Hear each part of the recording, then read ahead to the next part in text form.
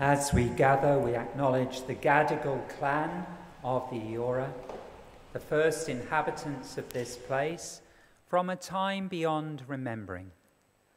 We honour them and their elders past and present for their custodianship and ownership of the land on which we gather today. Welcome everyone to our service today. You'll see the Christ light is already shining, and it's always a reminder to us that when we come to Good Friday, and it is Good Friday, we hold it in the light of the resurrection, just as the resurrection must be held in the light of the crucifixion and the continuing wounds of our world. If there's anything that touches you today, and it's a day in which we can name, at least silently, some of the wounds and traumas of our world, those in which we are bound up, perhaps we've caused ourselves, but often those that have battered us. If there's anything that's troubled you and you would like to have an opportunity to sit in silence or talk about it, please don't hesitate to contact myself or perhaps one of the others who are leading the service this morning. Someone in our leadership and our pastoral team will be happy to sit and pray and work through that with you. It's an opportunity really, I think, today not to be plunged down into despair, but to hold one another in the light of Christ. And tomorrow morning we're having an opportunity, a new opportunity, to do that as well. So that is part of that journey. In God's love, we seek to become people of love. We fail, of course, for to be human is to fail. But above all, on Good Friday, we affirm that failure is not what matters most. So however we come today, with heaviness of heart or uplifted by unexpected joy, in pain of body or spirit, or with a spring in our step, in whatever way we come, let us come as we are and know that there is space for us all here. On this day, we gather to remember the suffering of Christ and those who, like Christ, have suffered and continue to suffer, often needlessly, seemingly pointlessly. In this space, we will reflect upon 5 circles of suffering, those in our own person, in our relationships, in our nation, in our world, and that of our planet. So we now light 5 candles to bring to mind those 5 areas where pain is often experienced. And as we reflect more deeply on each, those candles will be extinguished.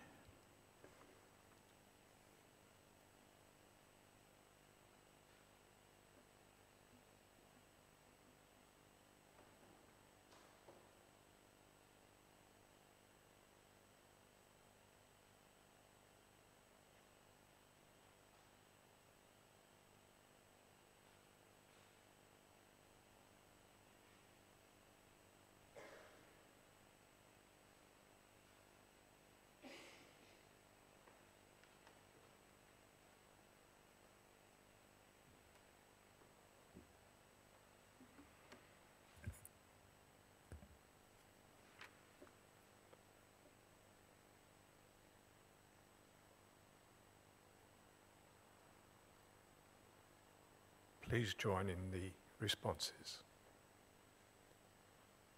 Suffering God, O crucified Christ, child of God, born of Mary, eternal Word of God. Suffering God, O crucified Christ, holy temple of God, dwelling place of the Most High, gate of heaven, burning flame of love. O crucified Christ, sanctuary of justice and love, full of kindness, source of faithfulness. O crucified Christ, guide of every heart, in you are all the treasures of wisdom and knowledge. In you dwells all the fullness of the Godhead.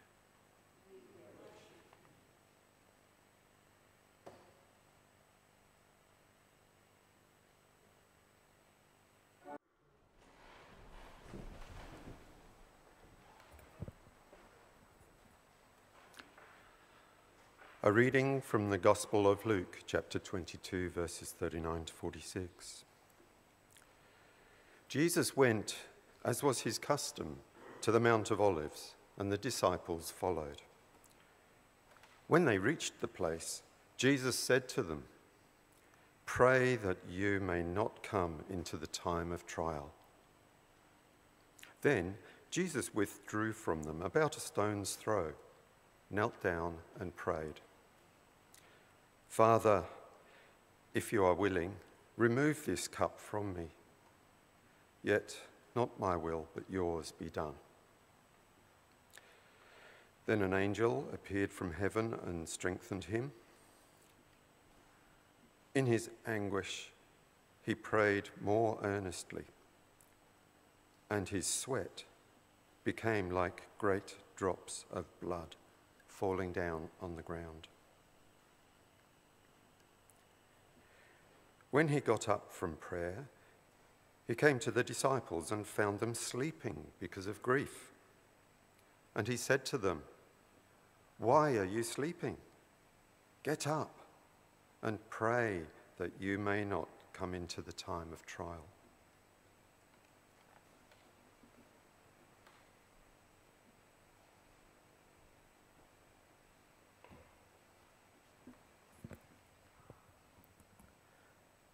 Psalm 22. My God, why have you forsaken me? Why are you so far from helping me? Oh my God, I howl in the daytime, but you do not hear me. I groan in the watches of the night, but I find no rest. You are my midwife, O God, drawing me out of the womb. I was weak and unknowing, yet you were my hope, even as I lay close to the breast. Cast upon you from the days of my birth. My strength drains away like water. My bones are out of joint. My heart also in the midst of my body is even like melting wax. My mouth is dried up like a potsherd. My tongue cleaves to my gums. My hands and my feet are withered. You lay me down in the dust of death.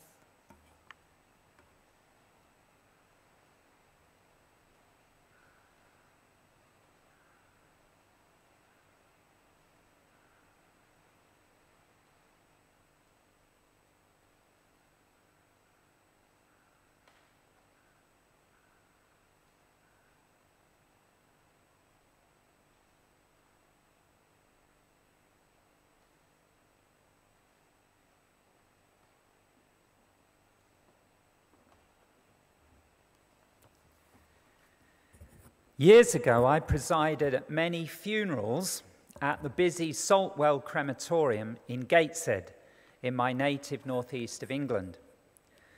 The very bluff chief steward there used to rate clergy as either SP, short players, his favourites, or LP, long players, who would mess up his schedules by extended prayers and homilies. Now, happily, I was in the first group, but like the chief steward, with a group of mourners, would therefore sometimes be left waiting for other funerals to finish because of the LPs before we could get in. One priest colleague was a particularly notorious LP, mainly as he would attempt to solve the problem of suffering at every funeral. Several times I'd therefore be greeted warmly by the chief steward, muttering under his breath, "We've been back in the trenches of the First World War again this morning." Well, I hope we won't feel that we are, or should be, back in the trenches this morning. Our liturgy, not least our readings, eloquently expresses the pain of human suffering. So we can identify closely with the struggles of Jesus and the psalmist that we've just heard, and in the next two readings to follow, the associated griefs of Jesus' mother, the other women, and the beloved disciple standing near the cross. They touch our own hearts and recall for us our own personal pain and the suffering we share in that for those we love or have loved. For we don't come really, do we, here today to solve, as if we could, the so-called problem of suffering, at least not in philosophical terms. We come to name those things, if only in the silence of our hearts, in prayer, maybe in tears, and in ritual. The writer Dorothy L. Sayers put it well. Christianity does not give us a supernatural explanation of suffering, but it does give us a supernatural use for suffering. Not a more than natural explanation for suffering, but a more than natural or obvious use for suffering. So what we do is to hang our own personal pain on the cross with Jesus and share our suffering with his companions standing by the cross and with one another. And in this, even in deep anguish, we let go and let God.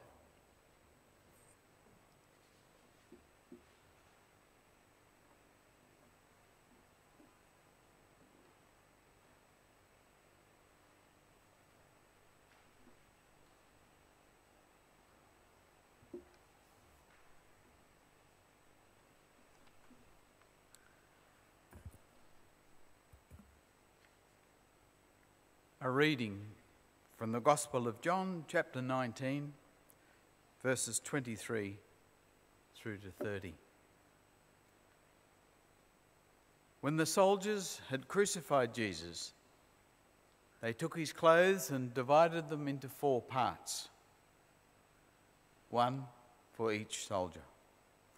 They also took his tunic. Now the tunic was seamless, woven in one piece from the top. So they said to one another, "Let's not tear it, but cast lots for it to see who will get it." This was to fulfill what the scripture says. They divided my clothes among themselves, and for my clothing they cast lots.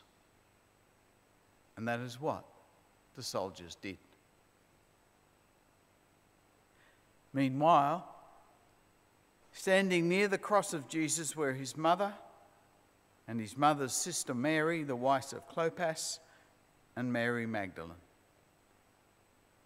When Jesus saw his mother and the disciple whom he loved standing beside her, he said to his mother, "Woman, here is your son." Then he said to the disciple, "Here is your mother." And from that hour, the disciple took her into his own home. After this, when Jesus knew that all was finished, he said, in order to fulfill the scripture, "I am thirsty." And a jar full of sour wine was standing there. So they put a sponge full of wine on a branch of hyssop and held it to his mouth. When Jesus had received the wine, he said, "It is finished." Then Jesus bowed their head and gave up his spirit.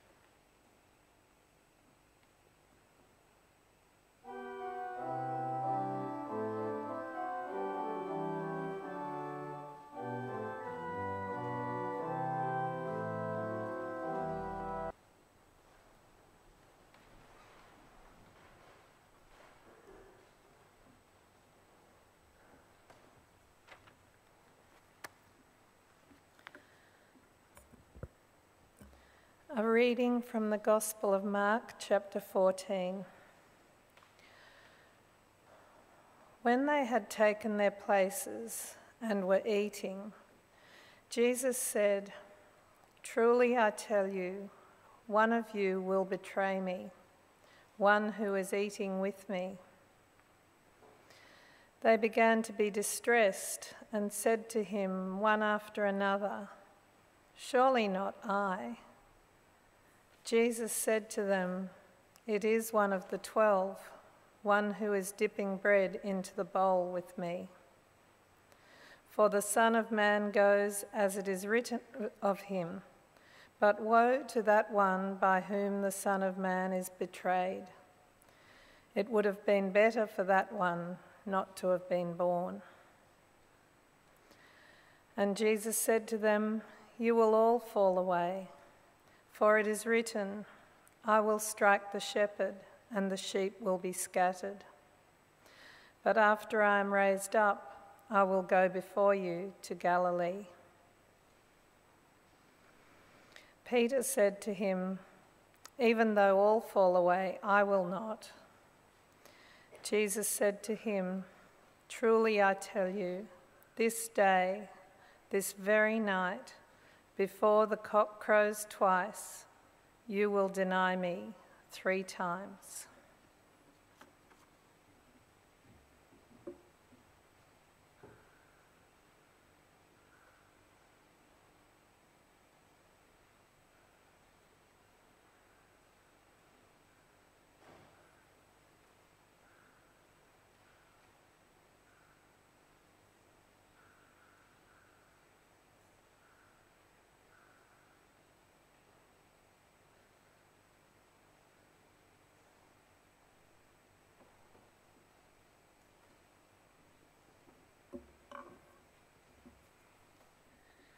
In recent times, we as a faith community have acknowledged, or start to acknowledge, the importance of our deep traumas, typically arising from various experiences of betrayal, abuse, and violence in our own lives and in our wider communities.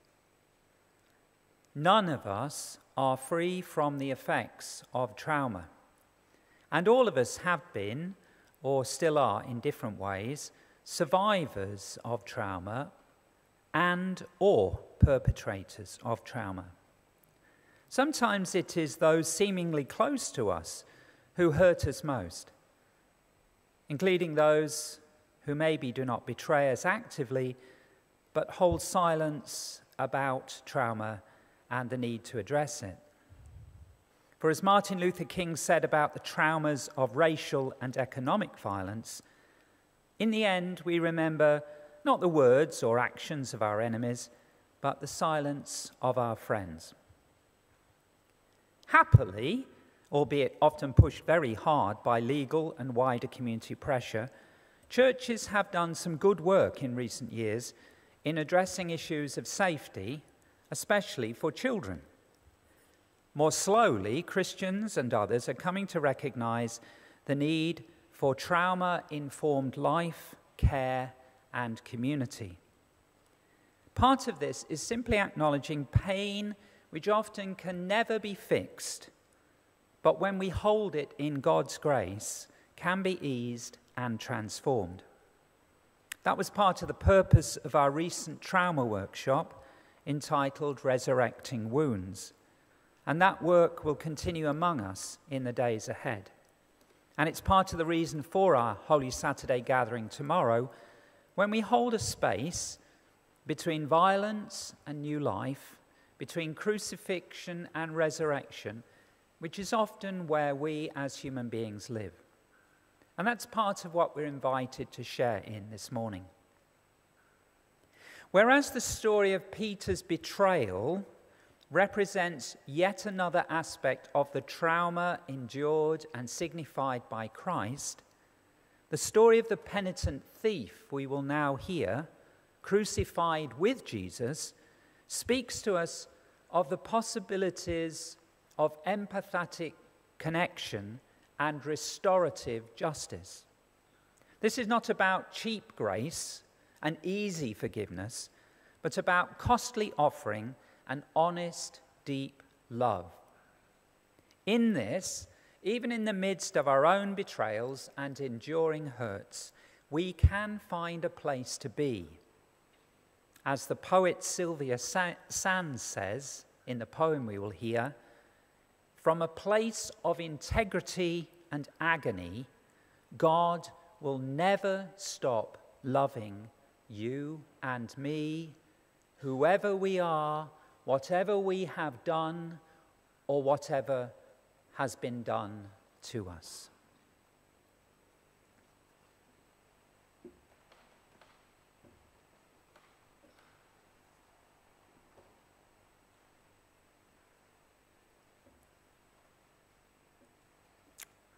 A reading from the Gospel of Luke, chapter 23, verses 32 to 43. 2 others also, who were criminals, were led away to be put to death with him. When they came to the place that is called the Skull, they crucified Jesus there with the criminals, one on his right and the other on his left. One of the criminals who were hanging there kept deriding him and saying, "Are you not the Messiah? Save yourself and us." But the other rebuked him, saying, "Do you not fear God? Since you are under the same sentence of condemnation. And we indeed have been condemned justly, for we are getting what we deserve for our deeds. But this man has done nothing wrong." Then he said, "Jesus, remember me when you come into your kingdom." He replied, "Truly, today you will be with me in paradise."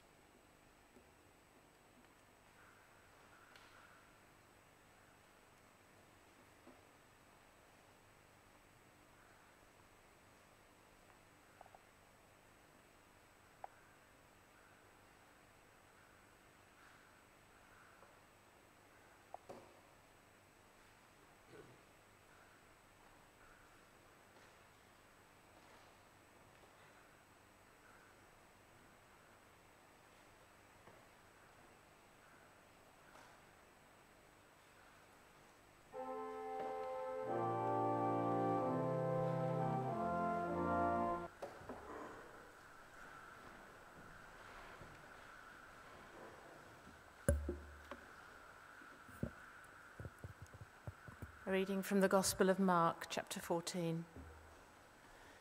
They took Jesus to the high priest, and all the chief priests, the elders, and the scribes were assembled. Peter had followed him at a distance, right into the courtyard of the high priest, and he was sitting with the guards, warming himself at the fire. Now the chief priests and the whole council were looking for testimony against Jesus to put him to death, but they found none. For many gave false testimony against him, and their testimony did not agree. Some stood up and gave false testimony against him, saying, "We heard him say, 'I will destroy this temple that is made with hands, and in 3 days I will build another, not made with hands.' But even on this point their testimony did not agree." Then the high priest stood up before them and asked Jesus, "Have you no answer? What is it that they testify against you?" But he was silent and did not answer. Again the high priest asked him, "Are you the Messiah, the Son of the Blessed One?" Jesus said, "I am, and you will see the Son of Man seated at the right hand of the power, and coming with the clouds of heaven." Then the high priest tore his clothes and said, "Why do we still need witnesses? You have heard his blasphemy. What is your decision?" All of them condemned him as deserving death. Some began to spit on him, to blindfold him, and to strike him, saying to him, "Prophesy." The guards also took him and beat him.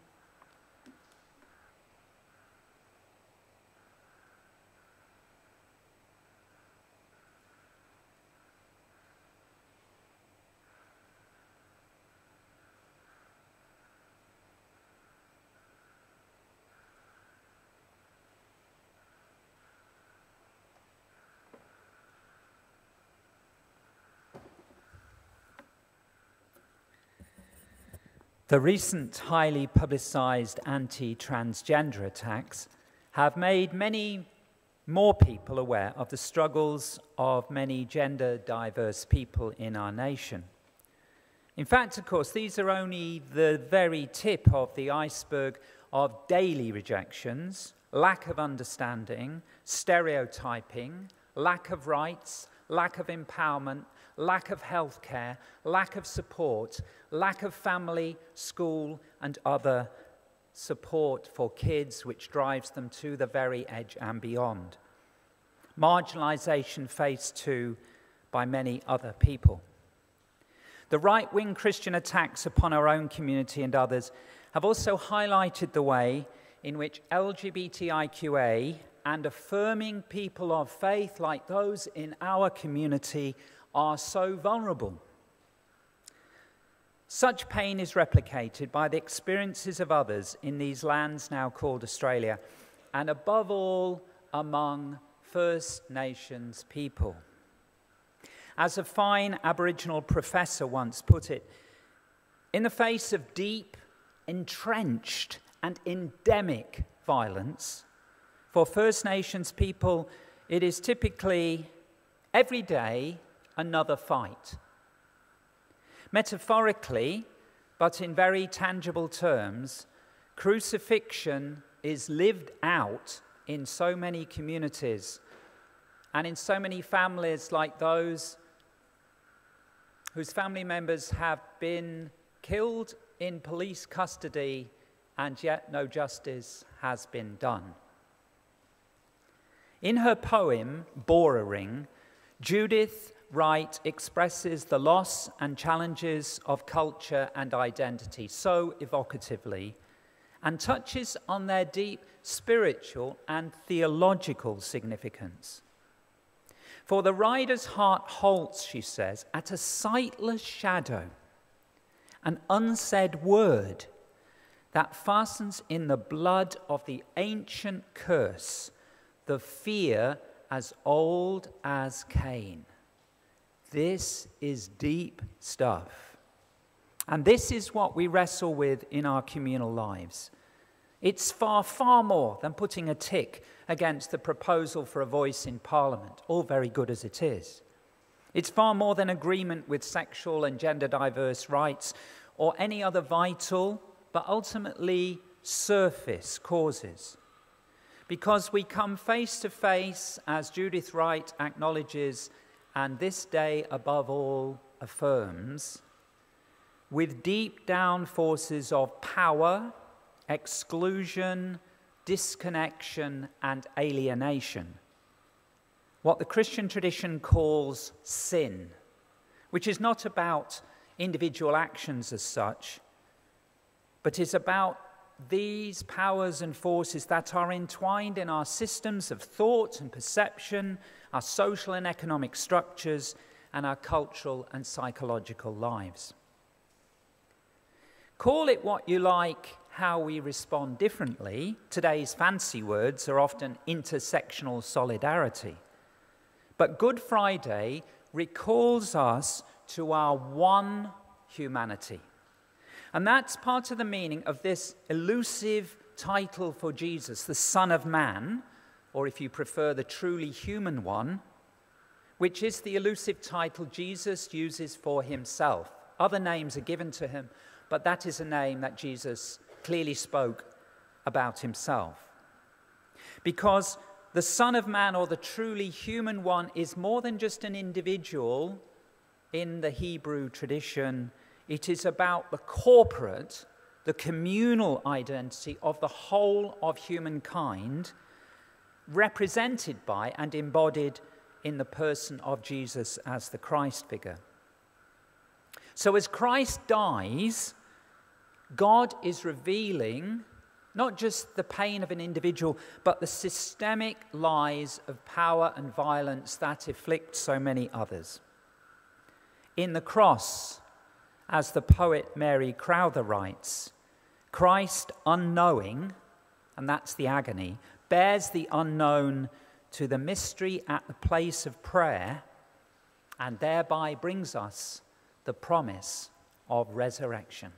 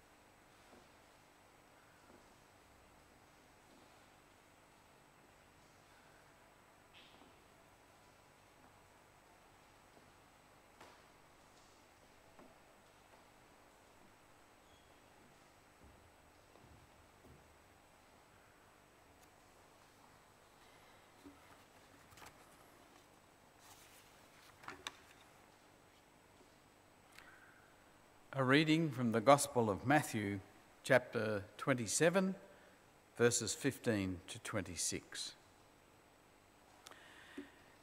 Now, at the festival, the governor was accustomed to release a prisoner for the crowd, anyone whom they wanted.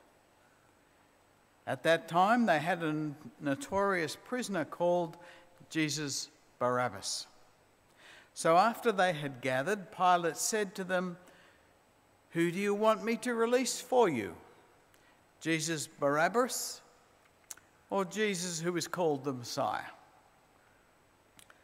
For he realized that it was out of jealousy that they had handed him over.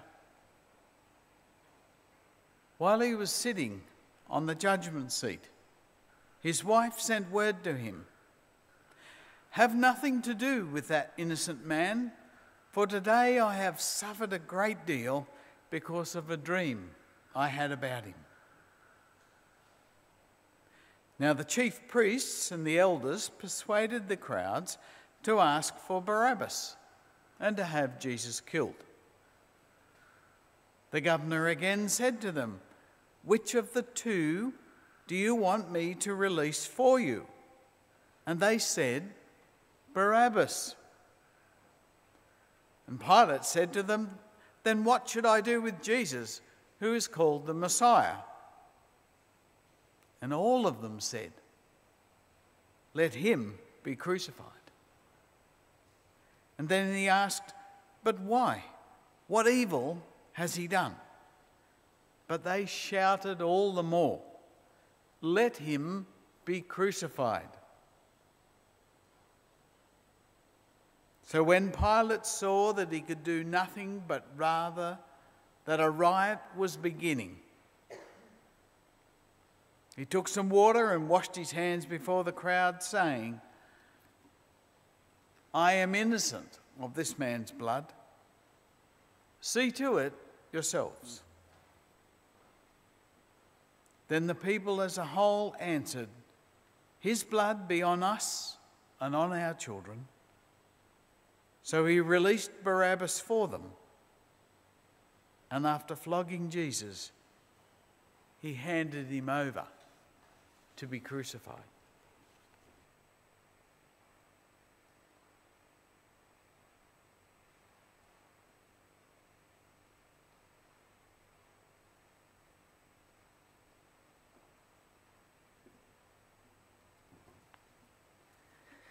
The Guardian newspaper has recently published exposés of its own historic collusion with and considerable benefit from slavery.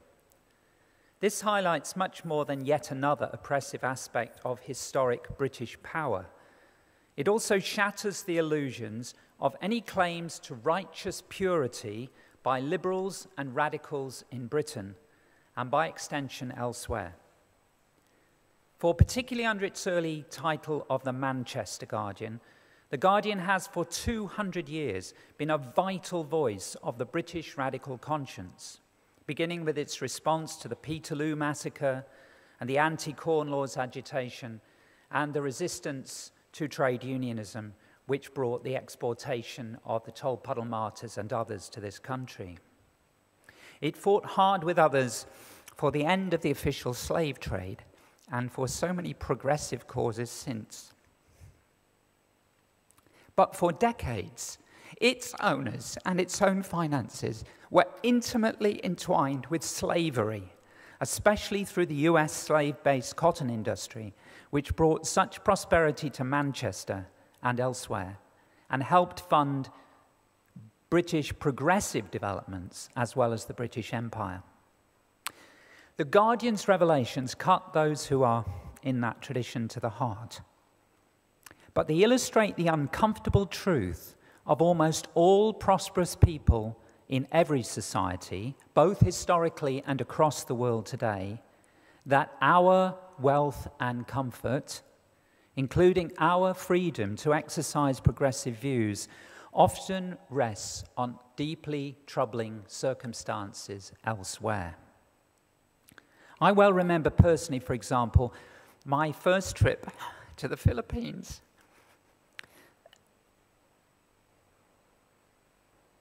When the World Council of Churches was keen to take me with other Australians to a particularly obnoxious coal mine. For whilst it contributed to Australian national wealth, it exploited the local people and destroyed their environment.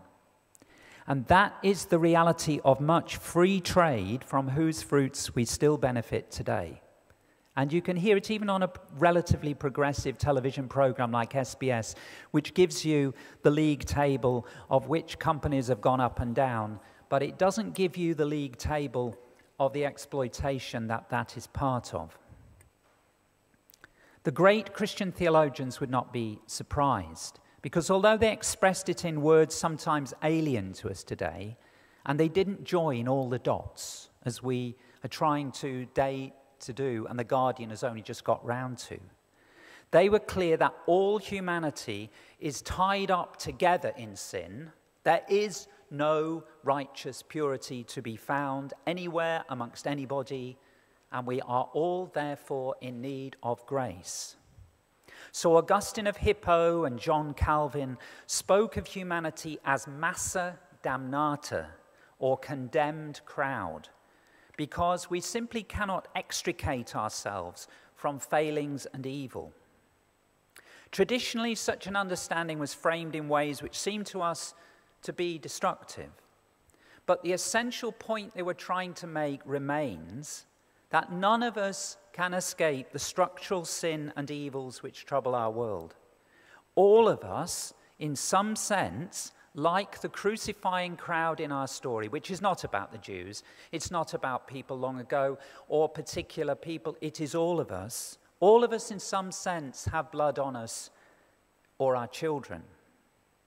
But the even deeper and infinitely liberating truth is that God in the cross is in the midst of all of this mess and can set us free.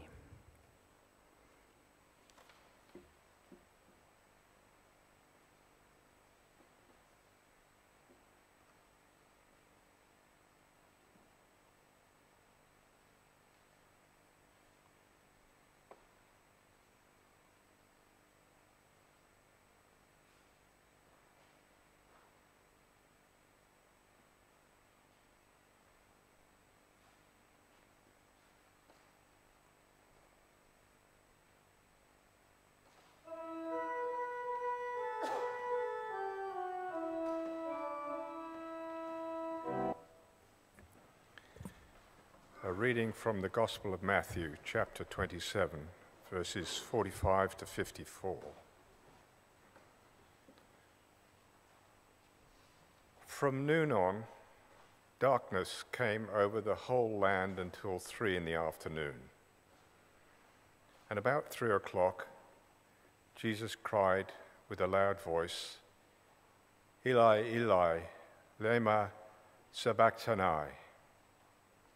That is, my God, why have you forsaken me?" When some of the bystanders heard it, they said, "This man is calling for Elijah." At once one of them ran and got a sponge, filled it with sour wine, put it on a stick, and gave it to him to drink. But the others said, "Wait, let us see whether Elijah will come to save him." Then Jesus cried again with a loud voice and breathed his last. At that moment, the curtain of the temple was torn in two from top to bottom. The earth shook, and the rocks were split. The tombs also were opened, and many bodies of the saints who had fallen asleep were raised. After his resurrection, they came out of the tombs and entered the holy city and appeared to many. Now, when the centurion and those with him who were keeping watch over Jesus saw the earthquake and what took place, they were terrified and said, "Truly, this man was God's Son." Many women were also there, looking on from a distance. They had followed Jesus from a distance. They had followed Jesus from Galilee and had provided for him. Among them were Mary Magdalene, and Mary, the mother of James and Joseph, and the mother of the sons of Zebedee.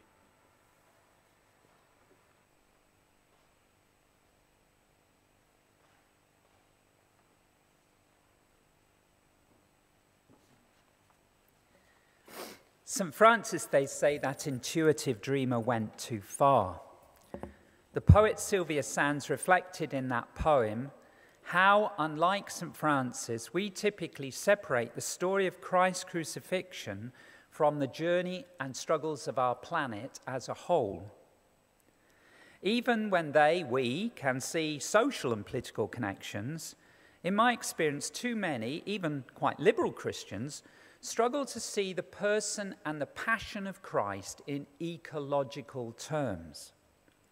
But as Sylvia Sands is affirming, at least symbolically and metaphorically, if many had felt St. Francis had lost the plot in believing that many caves were created by an earthquake when Jesus died, all lovers of the earth know that St. Francis was right. He was onto something. For the suffering we recall and offer up afresh today is the suffering of all of creation. The redemption of Good Friday is also part of the redemption of all of creation. St. Paul expressed it powerfully, didn't he, in that wonderful passage at the end of chapter 8 in his letter to the Romans, when he spoke, in speaking of Christ's redemption, about how the whole creation has been groaning together as it suffers the pains of labor. This holistic understanding of salvation and of God's grace in all of creation is really, truly vital for us to reclaim at this time in the journey of the earth. In our Passion Gospel readings today, it's expressed very powerfully, if somewhat melodramatically, let's be quite honest, in that account of Matthew, of how Jesus died and the earth shook, the rocks split, the tombs opened, and all sorts of extraordinary natural and more than natural features occurred. And we're likely to wipe that away as sort of like fanciful or ancient thinking. But this is about making the connections, as the ancient did, between our own suffering and that of all of creation. Because for the ancients, and for much of Christian tradition until very recently, there wasn't a very modern distinction between human suffering and wider environmental suffering. What happens to one part of creation happens to the rest. That is what modern science, actually, postmodern science, such like, tells us.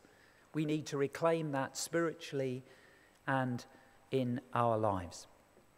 In Sylvia Sand's poem, the anger and suffering we feel at the crucifixion of our planet is powerfully articulated, isn't it? But the poet's saying something else. As they felt the immense anger and sorrow and readied for an explosion against humanity and its callous cruelty and reckless exploitation. And isn't that what's happening with climate change? Isn't this the explosion that's happening against our exploitation? Beyond crucifixion, however, indeed within it, says the poet, there is redemption, in her words. 7 words stop me, 7 words spoken from the cross. The earth also speaks to us, the poet says, on this and every Good Friday.